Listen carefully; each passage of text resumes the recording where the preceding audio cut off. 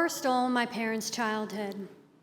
It stole my father's university dreams and my mother's high school education. It was 1992, and my parents were forced to flee Afghanistan.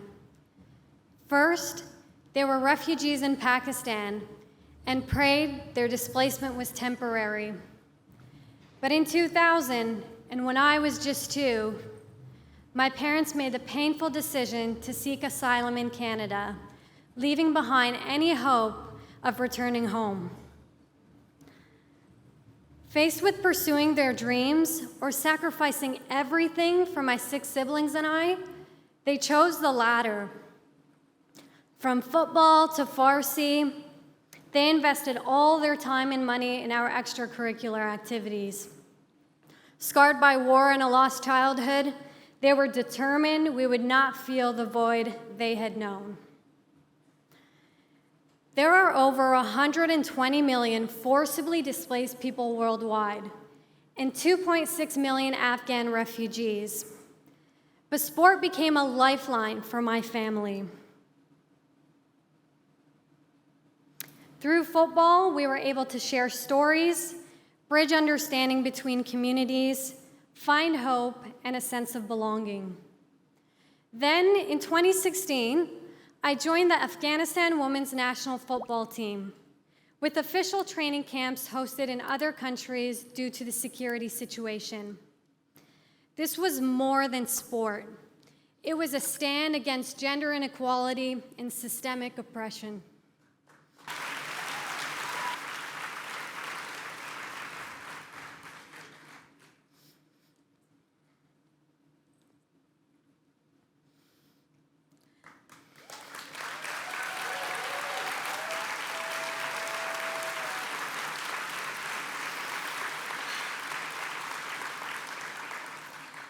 My teammates in Afghanistan faced death threats and verbal harassment for playing sport.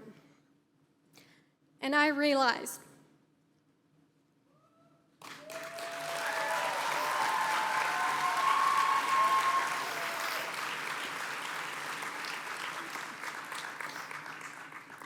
not everyone reaps the same benefits from sport. Thank you.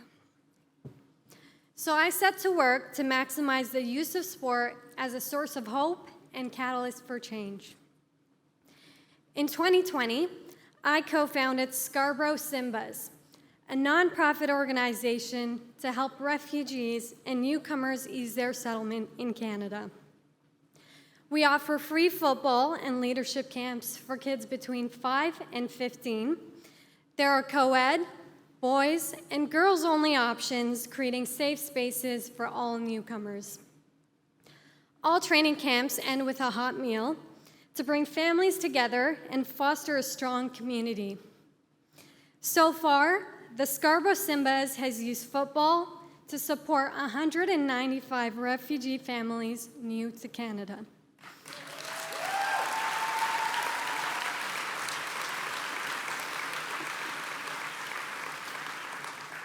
But the joy and transformation of people really defines our success. Saleh, a Syrian refugee, joined as a player, developed leadership skills, and quickly became a coach, leading kids who reflected his own experiences. But then, on August 15, 2021, the Taliban regained control of Afghanistan, and my teammates became targets. I switched focus.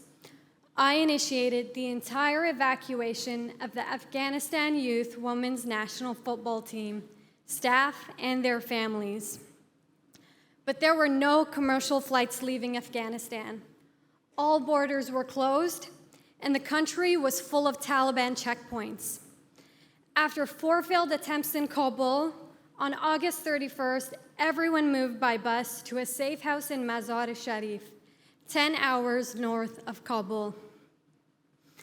And it was there, after a further 3 failed attempts, 19 sleepless nights, and using only WhatsApp to communicate with the girls, I was suddenly given a 3-hour window to get everyone on a flight.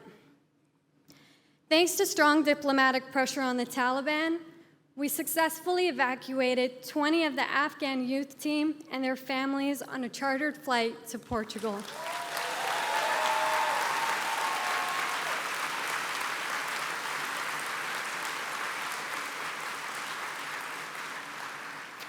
But the emotional toll was huge. People were sick from anxiety because family members were left behind in Afghanistan, where the Taliban had now officially banned women's education and participation in sport. So in November 2021, we completed another evacuation to reunify families that had been broken apart. In total, I led an evacuation of 308 Afghans.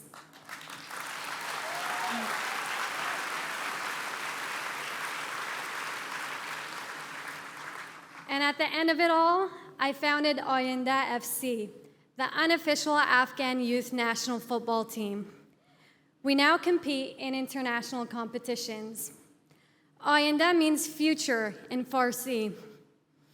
And with the right support, these young refugees will become our nation's future leaders.